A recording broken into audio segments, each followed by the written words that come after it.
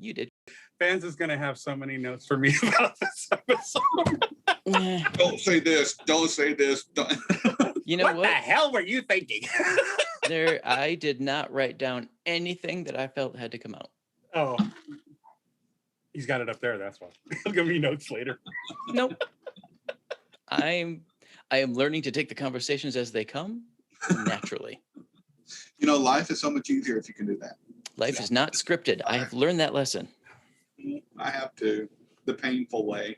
Yeah, right. Facebook taught me a lot of that. Really? Just ignore, let things go. Oh, yeah. Yes. You're not going to fix people. Yep. The water off the duck's You back. cannot fix this. Sorry, man. Right? No, you're absolutely right. I'm not going to try to fix it. I think it was a good conversation, actually. Good. Yeah. All right. So first things first, we get to pick a title. And my job is to write down things you've said that would make a good title. And I've got my list in front of me. I have a hard time titling my book, so I'm not your man. You know what? You just have to tell me which one of these you like. Okay, good. It's Cool But Weird. We're Here. Did You Miss Us? From an Authentic Place. We Ran Away From Home. It Was Such a Part of My Southern Tradition. Tenacious, Dedicated, and Empathic. Hard to Give Them Up. Or, Wow, This Is Fun. I have no idea. Baz, what do you think? Read them off again. All right. It's Cool But Weird. We're Here. Did You Miss Us? From an Authentic Place, which was my favorite because it tied into the work you're doing. We Ran Away From Home. It Was Such a Part of My Southern Tradition. Tenacious, Dedicated, and Empathic. Hard to Give Them Up. Or, Wow, This Is Fun. I like two or three, either one of those. So We're Here. Did You Miss Us? Or From an Authentic Place. Blake? I think authentic. Authentic place is good. Okay. All right. You know, we strive for that one, so that works. Yep. All right. And you're still recording, Baz? Go ahead. Welcome to Season 6, Episode 21, From an Authentic Place. Excellent. Got it.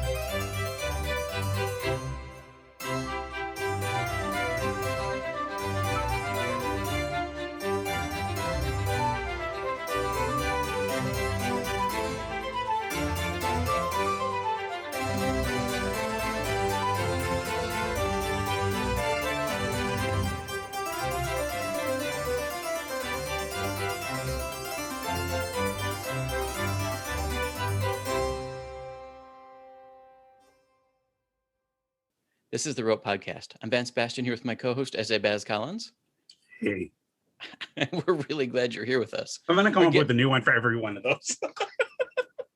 Our guest today is Blake Allwood. Blake was born in West Tennessee, then moved to Kansas City, Missouri after attending college in Iowa. He met his husband in 1995, and they officially married in 2015, once the United States legalized gay marriage. In 2017, he and his husband sold their home, purchased an RV, and began traveling the country with their 2 dogs. Their travels provide the inspiration and settings for many of his novels. Typically, Blake can be found writing in the RV or by the fire with his laptop and their Jack Russell Terrier buddy curled up between his legs or demanding attention. Denver, their Siberian Husky mix, is often asleep at his feet or playing tug-of-war with Blake's husband. Blake, welcome to the show. Thank you. So I don't know if you've I have to pause. Hold on, Baz. I have to pause here. While you were reading that, I seriously had a mental breakdown when it said that you could be found riding in the RV or by the fire. And I thought, they have a fireplace in their RV? I literally went there. And we don't have a library either. I was literally, well, Vance was reading. I'm trying to put it together. I'm like, oh, wait, outside. Okay. I'll get outside. And I've had my coffee. That's how sad that statement is. Yeah. Wow. I'll tell you about that. So, Blake, what was the impetus to start writing? Oh, gosh. Jump right in. Okay, well. Yeah, I mean, I could tell you about my Jack Russell Terriers, but since that's just chaos in a bundle, Jerk. let's go to your career instead. They're misnamed. They're Jack Russell Terrorists. But we call them JR terrorists too. They are. Anyway, mine is actually in the back with the husband locked away because otherwise he would be here in your face having the interview and I would not be. Anyway, so what got me started? I was a foster parent with my husband for 12 years. And one of our foster sons came out of the closet and was having a really... You had him sleep there? Do what? I said, you had him sleep there? Didn't sleep. Like Harry, I'm sorry. Oh, I didn't make him sleep under the stairs. That's where I slept. Oh, Anyway. okay. But yeah, so he came out of the closet. He was really struggling with how to be gay, I guess is the best way to put it. And just, having a hard time. You gave him the manual and you gave him the toaster oven. Oh gosh, we need a manual. Why do we not have that? I know. You think we would have a welcome packet by now, What was it? It was at Ellen where they, you came out and you got a toaster oven. Yeah, right. The toaster oven. Yeah. For my toaster oven.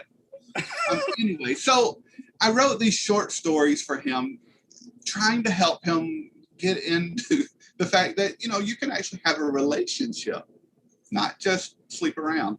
Mm-hmm. Oh, well, anyway, long story short, I fell in love with the writing process and 7 books published now. There you go. That's awesome. Yeah. And so you traditionally write male romance, right? I do, yes. I do have one MF romance, but the rest are MM. All right. So introduce one of your series to me.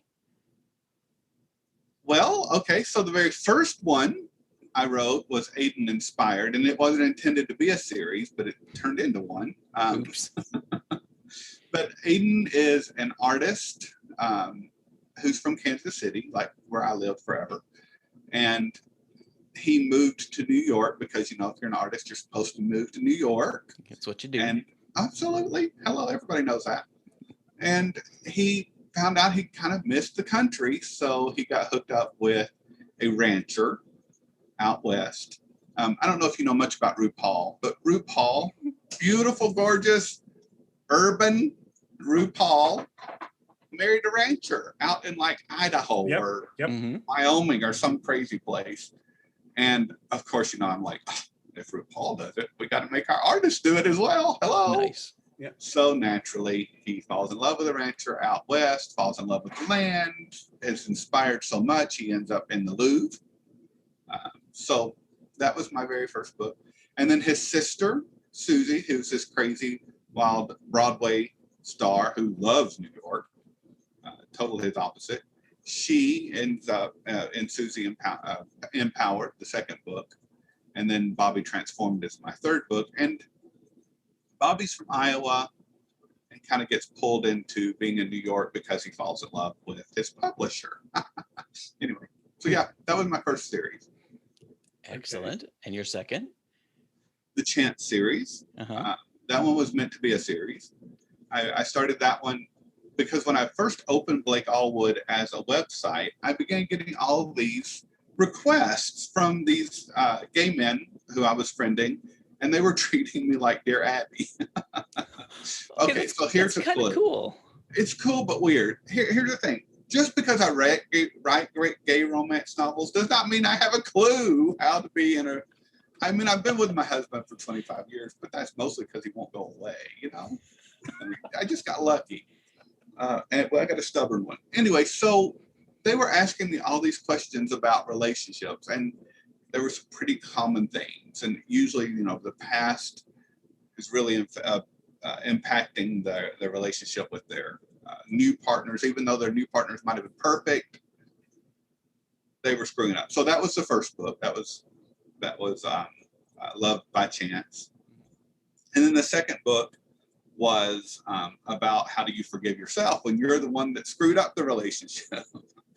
And then the third book is the one that just came out this month, and it's Taking a Chance for Love. And it's about getting misunderstandings controlled and under wraps. So that was my novels about how to be in a relationship so that people didn't need to ask me. And they don't much anymore. So they figured out I'm kind of clueless. All right. So that covered 6 books, but you published 7. Which one are we missing? So Tenacious is my free book. Okay. And it is, you can go on my website and get a free book. It's also the beginning of a series that will come out next year. And Tenacious is it's set in Nashville, not far from where I grew up. And it's all about the opposite of how I grew up, I think. Very understanding parents, loving family. One of the characters, of course, had, some struggles, but, it all works out for him. Nice. So I have to ask, because you pitched yourself to us as writing romance as an own voices author. Were you just thinking because you're a gay man who's been in love, or was there more to that? Well, I think, it is because I'm a gay man writing gay romance. And I think that's unusual in today's world. But also because I think there's a movement. So one of the things that happened is I was in a group, and one of the new readers says, "Why doesn't gay men write gay romance?" And I'm like, here. Right. And there was like 4 or 5 other people who were like, "Wow, we're here. Did you miss us?" And so a group of us have gotten together and created a website called LGBTQOwnVoice.com. And it's where you can go and look up LGBTQ people who have written their own romance novels. So, and it's for the whole spectrum. It is for the whole spectrum, and it's not just romance. I misspoke there. So there's horror, there is fantasy, erotica, several of those. So there's a whole group of people who are beginning to write in different genres, which is really cool. Mm-hmm. Very often they lump everyone into romance, and horror is not romance. Right. No, you can sometimes hybrid them, but usually no. No, I mean, just because it's a gay character doesn't mean that it's going to end up being a positive thing. So, Right. And romances are supposed to have a happy ever after, and if you've killed everyone, people aren't usually happy about that. That is very true. So I did not know about the website. That is very cool. We need to promote that a little more often. Yeah, hopefully it's it's rather new, but we are already getting some great traffic. If we can get enough motivation, hopefully we can do a Kickstarter campaign and even make it bigger and bring in some more authors. I think it would be really great if we could My have books are in there. Representation. Yep, I put my books in there. I signed up. Yes, I knew you did. That's yes, your book is in there, and my books are in there. And I mean, people should really check it out because there's a lot of really neat authors in there. And I think part of the thing is that's difficult for own voice authors is that because straight women started writing this out of slash fic and they started doing it, and we lost the queer authors through the AIDS epidemic that had already established that type of writing. That you have we're having to find our own way within our own community to get our names out there into our own community, saying we write stuff to your experience, and I think that that's part of the problem, is that it's really hard for us to climb out of that hole and into our own light, so to speak, and it's not disparaging anybody else, an ally who's writing about it, but there is a certain level of authenticity that you get from people who actually live it day to day, and I think that that's what's important here. And it's, like I said, it's not meant to disparage those who also write it. Mm-hmm. It's saying, no, but this is from the community, for the community, and others who want to read it. But that the idea is that the voice has a bearing in the whole thing. Yeah, I think we owe a lot to our allies, because the women who are writing, and it's mostly women, we have a few straight men who write as well, but mostly it's straight women.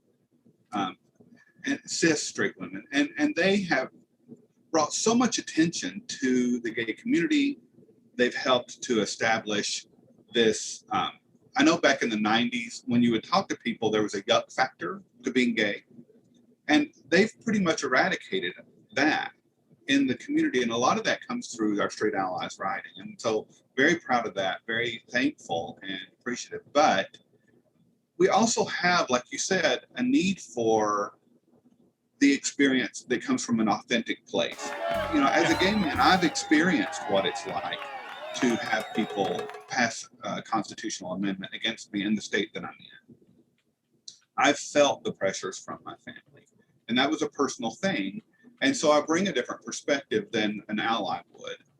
Right. So, plus, like I said, we have a historical precedence that back from the modern age, the 20s forward, we had been writing about ourselves. You know, you have Ian Forster, you have Langston Hughes, you have all of these very, very established authors from that era.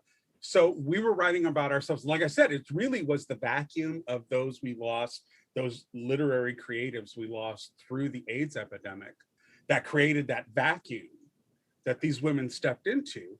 But part of my whole thing with Own Voices is to also, and I'm hoping this is where you're coming from too, is that, you know, it's trying to say, okay, it is something that we can all write about, but it is our history as a community. Yeah, we have a literary history in our own right, you know? Well, and it's our stories. I mean, even in a modern way. I mean, since 2015, the world has changed dramatically for gay people.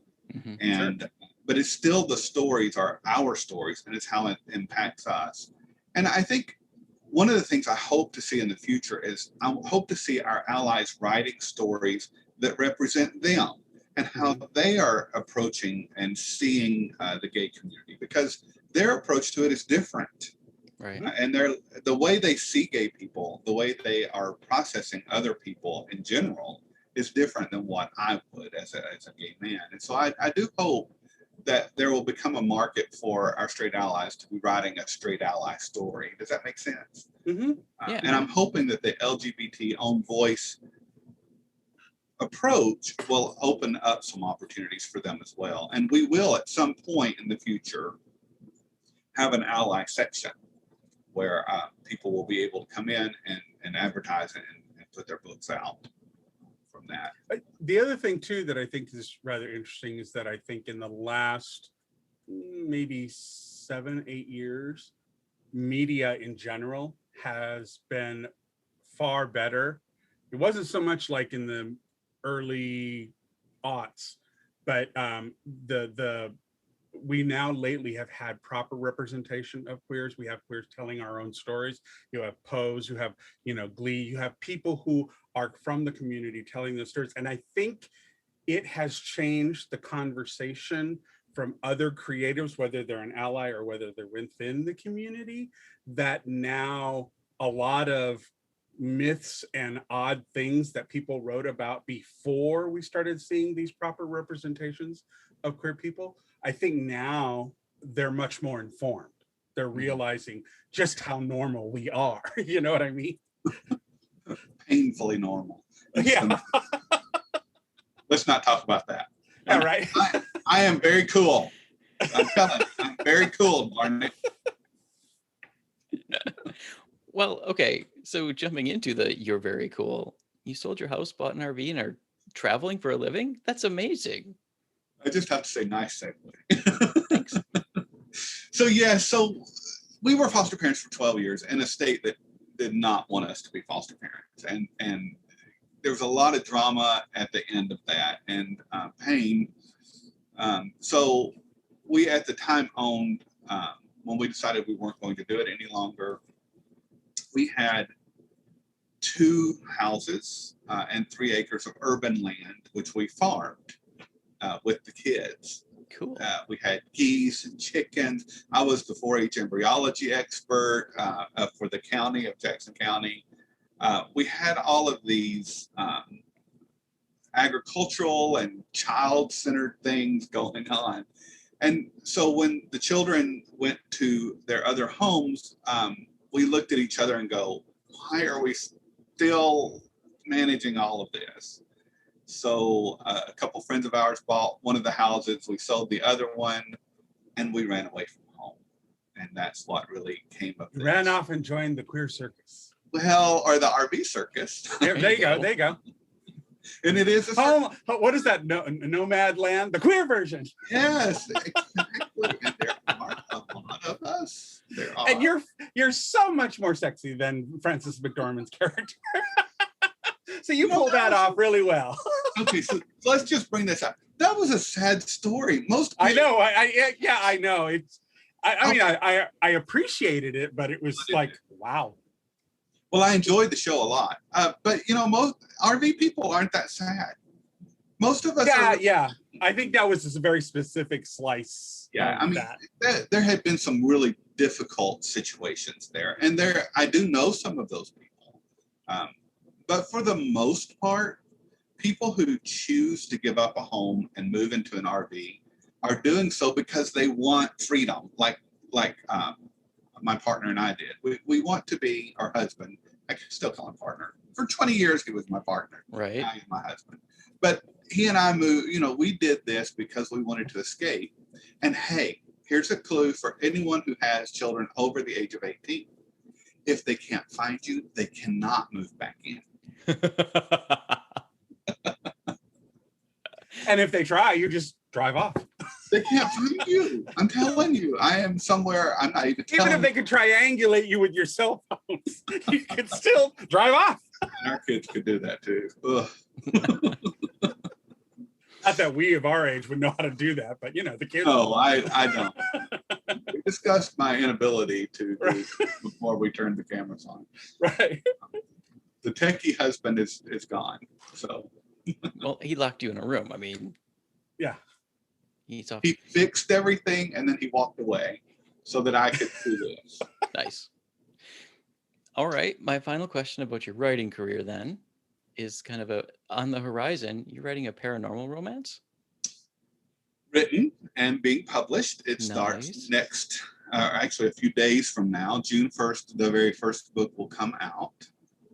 So one of the things that inspires me is traveling. I absolutely love to travel. That's why we live in an RV, truth be known, is it gives us an opportunity to take our house with us. We call it the turtle. Because we're anyway, so yeah, sorry, geeking out for a moment.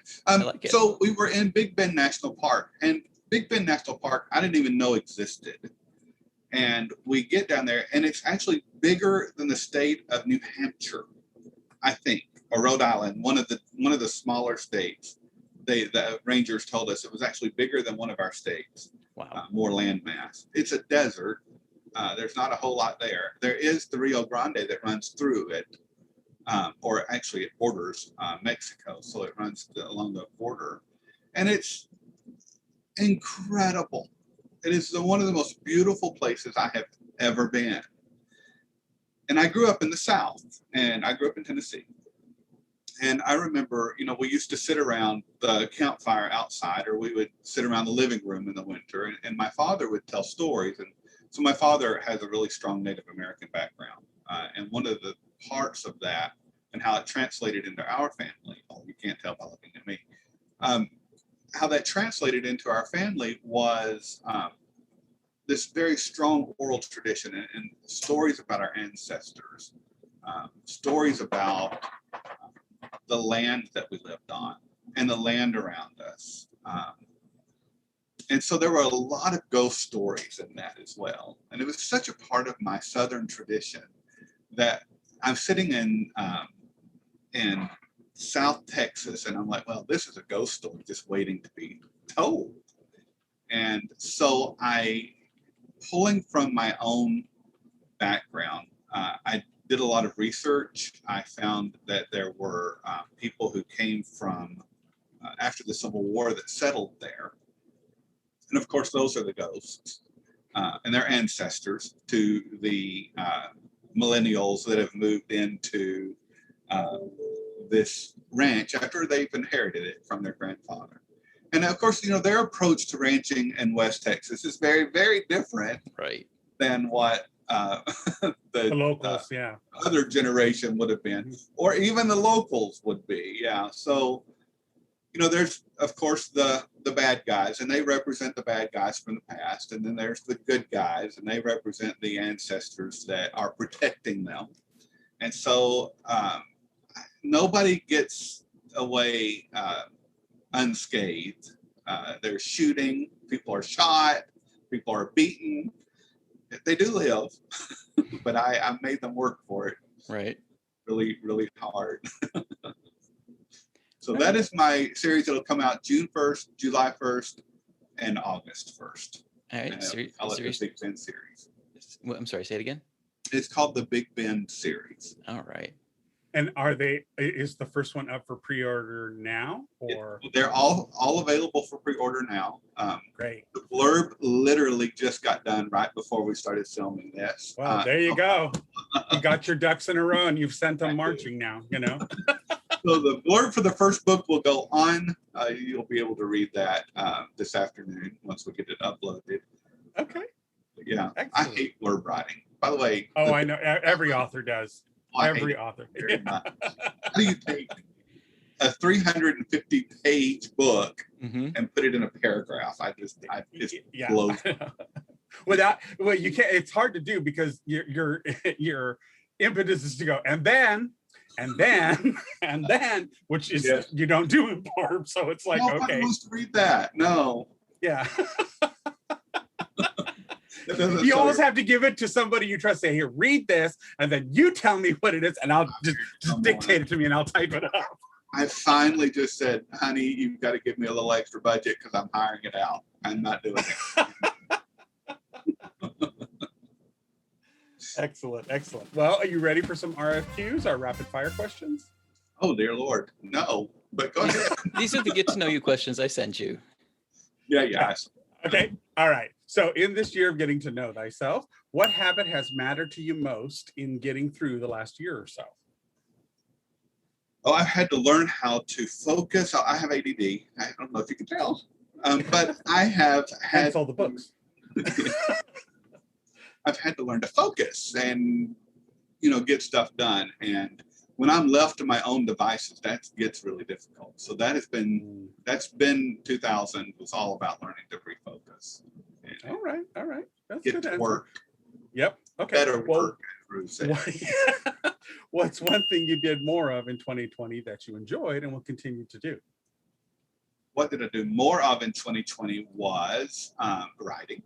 Yeah, so I have about 10 books that I wrote in 2020. Nice. They're not edited yet, but I wrote about that many. Wow. Nice. Excellent. That's job well done. All right. Well, what's one thing you did less of in 2020 that you realize you probably don't need? Eating out. So we have loved eating out. We used to go to restaurants all the time, and I have hardly gone to any.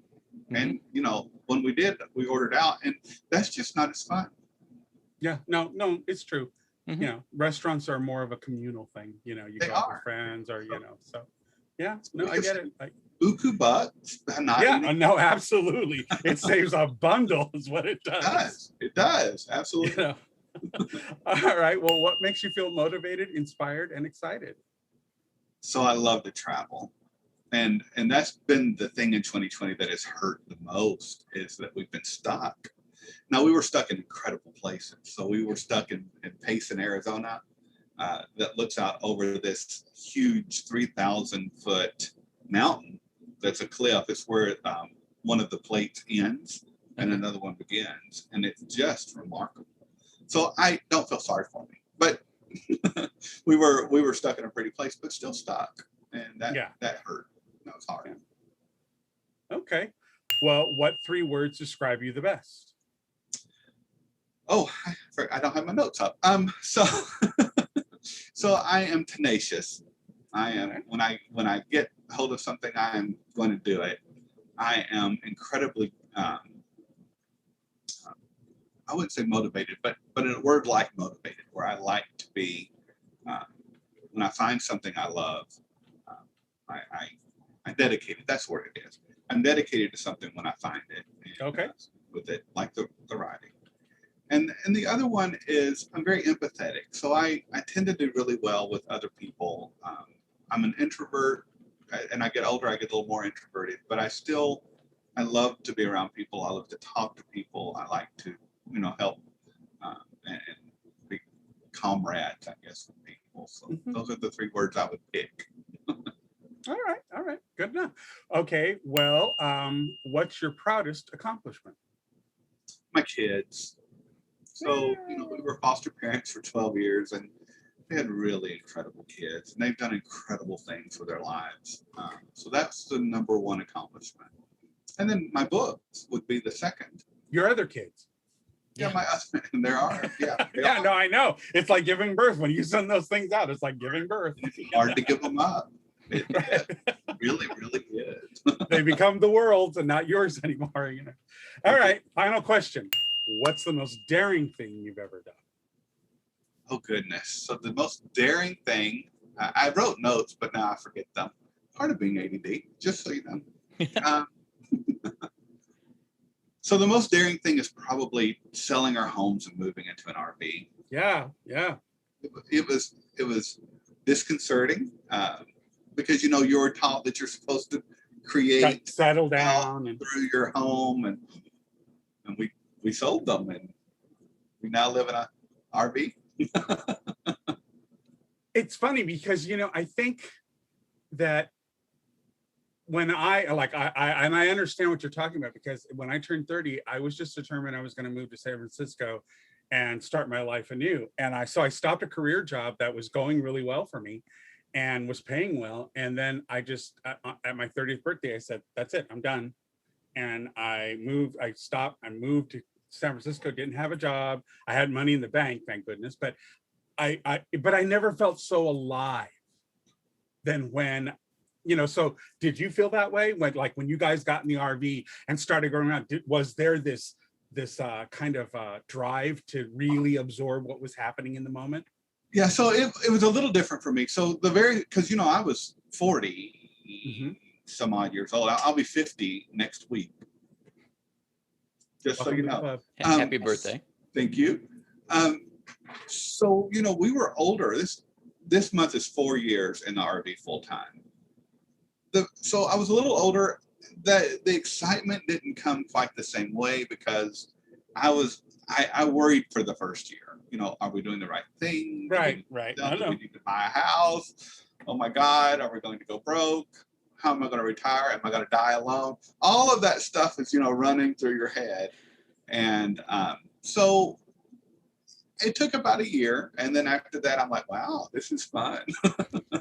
And so, but to my point, though, you did, even though you were going through all of that, don't you feel like looking back on it now that you really were living in the moment because you did have those fears and stuff.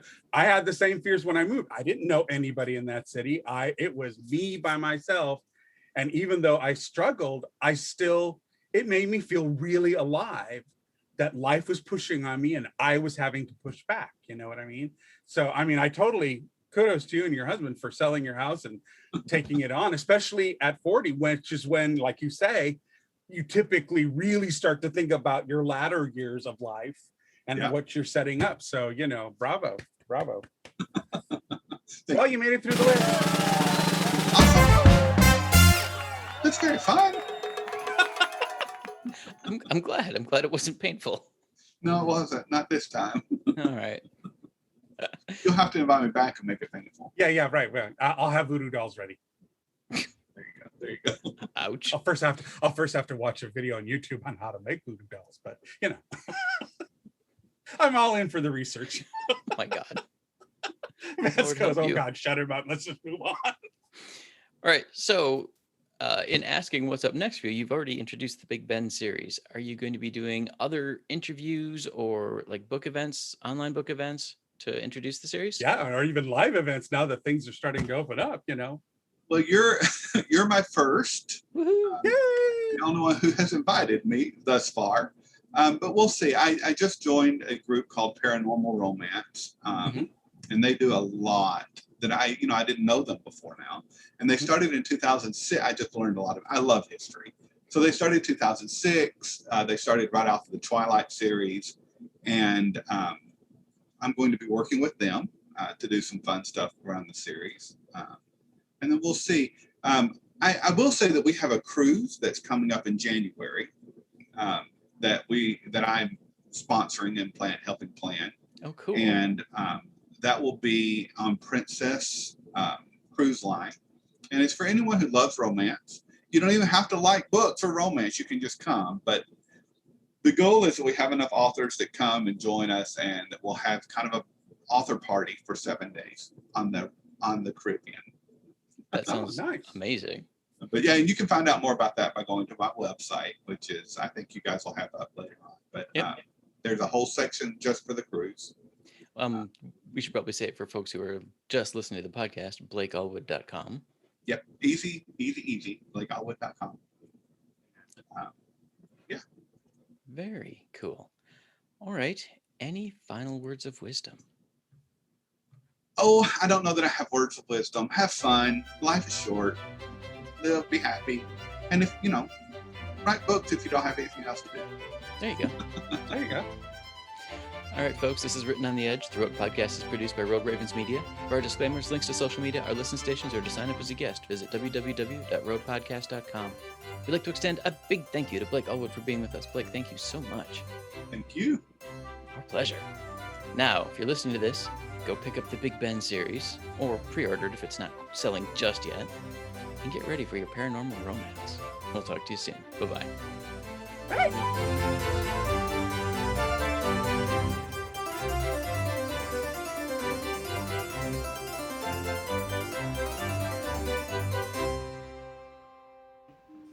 Oh, what's that? Closing time. The bums rush in Melody, dear.